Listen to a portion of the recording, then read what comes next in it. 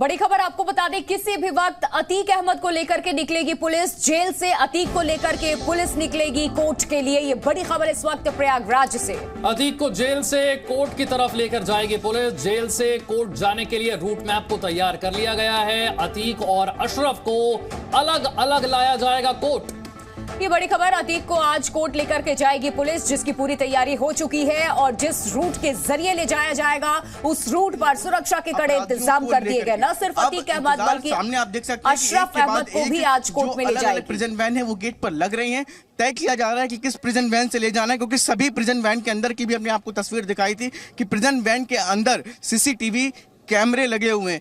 2 कैमरे लगे हुए हैं, एक अंदर की तरफ और मुख्य द्वार के अंदर द्वार के ठीक लगा हुआ है। तो लिहाजा 15 मिनट के दौरान भी किसी भी तरह की कोई हरकत अतीक अहमद और अशरफ अहमद ना करने पाए, इसका भी खास तौर से ध्यान रखा जा रहा है। तो ऐसे में जब किसी अगर किसी तरह की कुछ भी गड़बड़ी करने का प्रयास करते हैं तो उनके ऊपर नजर रहेगी और उनके ऊपर लगातार प्रयागराज पुलिस नजर रखेगी। जेल से तमाम जो तंत्र हैं वो उसके ऊपर नजर रखेंगे। तो सीसीटीवी से लैस जो प्रिजन वैन है, उन प्रिजन वैन में अतीक अहमद और अशरफ अहमद को ले जाया जाएगा। जी, तैयारी पूरी कर ली गई है। यहां पर वज्रवाहन की भी तैनाती हो चुकी है और पूरा काफिला भी तैयार हो चुका है। किसी भी वक्त निकाला जाएगा अतीक अहमद को। ठीक इसके पीछे अतीक अहमद की वैन है। इन दोनों वैन में सीसीटीवी कैमरे लगे हुए हैं और उन दोनों कैमरे ऐसे लगे हुए हैं कि जब वो वैन में प्रवेश करेंगे तो सामने बिल्कुल चेहरा दिखेगा। और चूंकि दोनों तरफ सीट्स लगी हुई हैं तो दोनों तरफ सीट से के भी एक्चुअल विजुअल मिले हैं। तो 2 कैमरे लगाए गए हैं और वो बड़े कैमरे हैं, हाई टेक्नोलॉजी के कैमरे हैं। और उन कैमरों से साफ तौर पर ऐसा विजुअल और ऐसा उसमें जो है फीचर हैं कि अगर वो कुछ बात भी करेंगे तो उसमें साथ साथ उनकी आवाज भी रिकॉर्ड होगी। तो लिहाजा इन तमाम चीजों के साथ, इन तमाम टेक्निकलिटीज के साथ इन खास तौर से प्रिजन वैन तैयार की गई हैं जिसमें अतीक अहमद और अशरफ अहमद को ले जाया जाएगा। जी, तो उमेशपाल अपहरण मामले में आज प्रयागराज के एमपी एमएलए कोर्ट में फैसला सुनाया जाएगा। आपको बता दें, किसी भी वक्त अशरफ अहमद, अतीक अहमद को प्रयागराज के इस जेल से, सेंट्रल जेल से निकाल करके पुलिस लेकर जाएगी। तैयारियां पूरी कर ली गई हैं। आज गुनाहों का हिसाब होगा। 17 साल वो पुराना मामला जिस पर आज अदालत फैसला सुनाने जा रही है और उसकी तैयारी हो चुकी है। जा रहा है कि जो पुलिस के जवान हैं वो रहने वाले हैं और इसी के 2 जो वैन है उनके आगे एक वैन आगे लगी रहेगी जिसमें जो तमाम जवान रहेंगे और ठीक पीछे। तो लगभग 4 से 5 ये बड़ी वैनें यहां से मूव करने की बात कही जा रही है। उसके अलावा जो तमाम प्रशासनिक दल है, पुलिस के तमाम अलग अलग पुलिस कर्मियों के दल हैं, वो भी साथ ही साथ मूव करेंगे। लगभग 45 से 50 पुलिसकर्मी की सुरक्षा के बीच में। और उसके अलावा जो अलग अलग जो 5 जो हमने आपको रूट मैप बताया, बहराना और विल्सन चौराहा और उसके बाद आनंद भवन होते हुए इलाहाबाद यूनिवर्सिटी, देन उसके बाद कचहरी, ये जो खास 5 पॉइंट हैं, इन पॉइंट्स पर भी अलग अलग जगहों पर सिक्योरिटी बढ़ाई गई है। और इस दौरान जो तमाम रास्ते, जो मोड़ इस रूट से होकर के गुजरते हैं, उन तमाम रास्तों को पूरी तरह से ब्लॉक किया गया है। एक बार फिर से मैं आपको दिखा दूं सुरक्षा व्यवस्था यहाँ की। और ठीक सामने के जो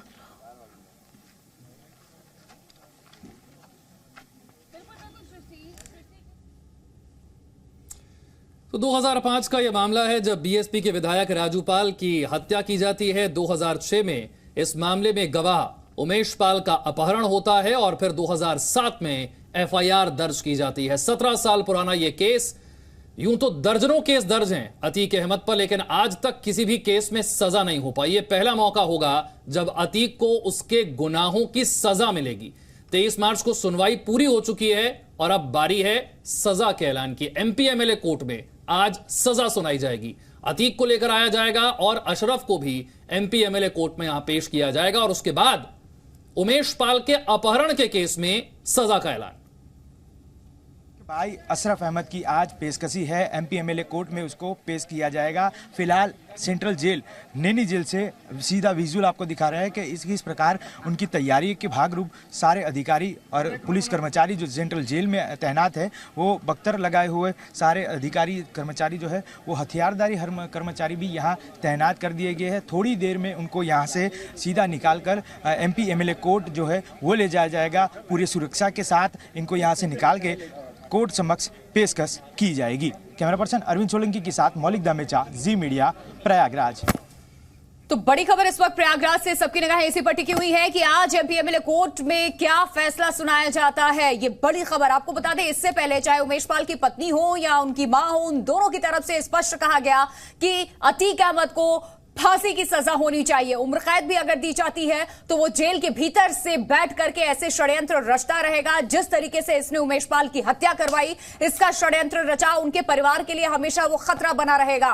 तो उमेश पाल के परिवार का ये कहना है कि इसे फांसी की सजा मिले और जल्द से जल्द इसे फांसी के फंदे पर लटकाया जाए। तो 17 साल पुराने मामले में आज अतीक अहमद को एमपीएमएलए कोर्ट यहां फैसला सुनाएगा। अतीक को उम्र कैद या फांसी, इससे कम कुछ भी परिवार को मंजूर नहीं। और परिवार बार बार एक बात दोहराता नजर आया कि फांसी होनी चाहिए, फांसी से कम परिवार को कुछ भी मंजूर नहीं है। ये बड़ी खबर आपको बताते, अतीक अहमद को फांसी की सजा दिलाई जाए, उमेश पाल की पत्नी ने कहा। और यही मांग उमेश पाल की मां की तरफ से रखी गई। उन्होंने कहा कि पहले से जो फैसला जिस तरीके से आ जाने वाला है, उसके लिए उमेश पाल की मां ने कहा कि उसके बेटे ने बहुत ही संघर्ष किया था। जितनी निर्मम तरीके से उसकी हत्या हुई, अतीक को भी उसके गुनाहों का हिसाब मिले। बड़ी खबर यह है कि अब किसी भी वक्त अतीक को लेकर पुलिस रवाना हो सकती है। जेल से अतीक को लेकर निकलेगी पुलिस। हमारे सहयोगी अब से कुछ देर पहले बता रहे थे आपको कि कौन से रूट का इस्तेमाल किया जाएगा, कौन से रूट तय किए गए हैं और उस रूट पर किस तरह से हाई सिक्योरिटी का इंतजाम किया गया है। वज्र वाहन होगा, अधिकारियों की जो कार है वो पहुंच चुकी है। जिस तरह से हाई सिक्योरिटी के बीच साबरमती सेंट्रल जेल से प्रयागराज तक लाया गया, उसी तरीके से हाई सिक्योरिटी के बीच अब जेल से लेकर अदालत तक का सफर भी तय किया जाएगा। अतीक को ले जाने के लिए गाड़ियां पहुंच चुकी हैं, यानी कि किसी भी वक्त अब जेल से अदालत की ओर लेकर जाया जाएगा अतीक को, जहां एमपीएमएलए कोर्ट में होगी पेशी और उमेश पाल के अपहरण के मामले में सुनाई जाएगी सजा। कुल मिलाकर 11 आरोपी थे इस केस में, जिसमें से एक की मौत हो चुकी है। अब 10 आरोपी बचे हैं। अतीक अहमद, उसका भाई खालिद, उसके गुर्गे, आबिद, मल्ली, इसरार, अख्तर, ये सभी जिनको आज सजा सुनाई जाएगी। 364 है, ये सबसे गंभीर धारा बताई जा रही है जिसमें फांसी या फिर उम्र कैद हो सकती है। सबसे गंभीर धारा यही है, 364A। इसके अलावा कई और संगीन धाराएं भी अतीक पर लगाई गई हैं। कौन कौन सी वो धाराएं हैं वो भी आपके सामने है। इसमें 147, 148, 149 है, जिसमें अधिकतम 2 से लेकर 3 साल तक की जेल हो सकती है। भीड़ में शामिल होकर उपद्रव और हिंसा, इस गुनाह में ये अधिकतम 2 से लेकर 3 साल तक की जेल हो सकती है। लेकिन सबसे गंभीर 364 है, जो सबसे पहले हमने आपको बताई। इसके अलावा आईपीसी की धारा 323 सजा का प्रावधान, इसमें 1 साल की जेल, गुनाह जानबूझ करके चोट पहुंचाना किसी को। इन तमाम मामलों में जो इसके ऊपर धाराएं लगी है, उसमें क्या कुछ सजा का प्रावधान है, ये भी हम आपको बता रहे हैं। आईपीसी की धारा 341, 1 महीने की जिसमें जेल और दोष के साथ अवरोध के लिए ये सजा का प्रावधान है इसमें। और आज अब से थोड़ी ही देर में अतीक अहमद को कोर्ट लेकर के जाएगी पुलिस। आईपीसी की धारा 504 के तहत 2 साल की जेल हो सकती है। और उकसाने के इरादे से यहां और अपमान करना, इसमें इस गुनाह के लिए 504 आईपीसी की धारा लगाई जाती है। तो माफिया अतीक की आज यहां पर पेशी होगी। और इसी तरीके से जो आईपीसी की अगली धारा है वो है 506। इसमें प्रावधान है अधिकतम 2 साल की जेल का।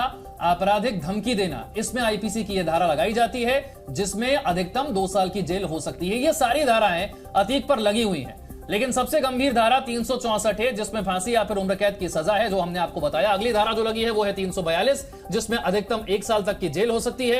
किसी व्यक्ति को गलत तरीके से रोकना, इस गुनाह में यह धारा लगाई जाती है, जिसमें अधिकतम 1 साल तक की जेल हो सकती है। विशाल रघुवंशी क्या कुछ कह रहे हैं, सुनिए। सुरक्षा व्यवस्था जो है चाक चौबंद कर दी गई है। 2 गेट है। गेट नंबर 1 से अतीक अहमद अशरफ को लेकर जाया जाएगा और गेट नंबर 2 से जितने भी वकील हैं पूरे मामले से जुड़े हुए, इसके साथ साथ जो गवाह हैं, उन सभी को जो है यहाँ से गेट नंबर 2 से लेकर जाया जाएगा। क्योंकि इस जो मामले से जो पैरवी कर रहे हैं लोग, वही केवल जो है अंदर जा सकेंगे। इसके लिए आप बाकायदा जो है आप देख सकते हैं कि सिक्योरिटी जो है टाइट कर दी गई है। और अब ये कहा जा सकता है कि बस कुछ ही देर के बाद, चूंकि हलचल जो है नैनी जेल की तेज हो चुकी है, तो कुछ ही देर के बाद जो है निकलने की पूरी प्रक्रिया शुरू हो गई। हमारे सहयोगी गुफरान अभी कोर्ट के अंदर से आए हैं और क्या कुछ जानकारी लेकर आए हैं, गुफरान उनसे सीधे जानते हैं। गुफरान, क्या कुछ अभी आपको कोर्ट से अभी आ रहे हैं, क्या कुछ जानकारी है, कौन कौन अंदर पहुंच गया है? बिल्कुल, देखिए सरकारी जो वकील हैं बीके सिंह, जो सरकार का जो पक्ष रख रहे हैं, वो कोर्ट के अंदर मौजूद हैं। इसके अलावा सुशील पांडे जो इस पूरे मामले में सरकार की तरफ से जो पक्ष जिन्होंने रखा था वो भी मौजूद हैं। सुशील वैश्य, इन तीनों जो वकील हैं ये कोर्ट परिसर के भीतर मौजूद हैं। उन फाइलों का अध्ययन किया जा रहा है जिस मामले की आज सुनवाई हुई है। उमेश पाल अपहरण से जुड़ा जो पूरा प्रकरण है उस अपहरण की जो फाइल है उसका अध्ययन किया जा रहा है और माना जा रहा है कि अब से कुछ देर के बाद जो सरकारी वकील हैं वो जस्टिस जो डॉक्टर दिनेश चंद्र शुक्ला हैं उनसे भी मुलाकात करेंगे और मुलाकात के बाद वो अपने चैम्बर जाएंगे। करीब 12:30 बजे जो जस्टिस डॉक्टर दिनेश चंद्र शुक्ला हैं जिनकी कोर्ट इस पूरे मामले का आज जो फैसला सुनाएगी वो बैठेंगे 12:30 बजे के बाद। जी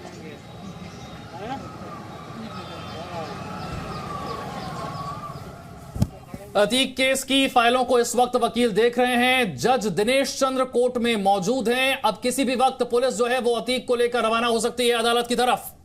बिल्कुल, देखिए सबसे पहले जो होगा जो धाराएं लगी हैं जैसे आतिक अहमद पर चाहे 147, 48, 49, 364 इन तमाम जो धाराएं हैं इन धाराओं पर कितनी सज़ा होनी है और किन धाराओं में ये दोषी सिद्ध होते हैं इन धाराओं को लेकर के करीब 15 से 20 मिनट माना जा रहा है कि जो बहस है वो होगी। और उसके बाद अगर जिन धाराओं में दोषी पाए जाते हैं, दोषी सिद्ध करार दिए जाते हैं तो सज़ा के बिंदु पर जो है वो बहस होगी और सज़ा जो वकील हैं जाहिर सी बात है माफिया आतिक अहमद का जो पक्ष रख रहे हैं वो सज़ा के खिलाफ। अभी हमने थोड़ी देर पहले बात भी किया था और जो वकील थे दयाशंकर मिश्रा और तमाम विजय मिश्रा, तो उन्होंने ये कहा कि हम पहले तो ये कोशिश करेंगे कि सज़ा कम हो जाए, कम से कम सज़ा मिले। दूसरी चीज़ हम इसको जो है इसको चैलेंज भी करेंगे अगर सज़ा होती है तो मतलब इसकी जो याचिका जिस पर जो आज जो फैसला सुनाया जाना है इसको चैलेंज किया जा सकता है सुप्रीम कोर्ट। बिल्कुल, देखिए ये निश्चित तौर पर अमूमन ये देखा गया है कि किसी भी मामले में किसी भी अभियुक्त को जब सज़ा होती है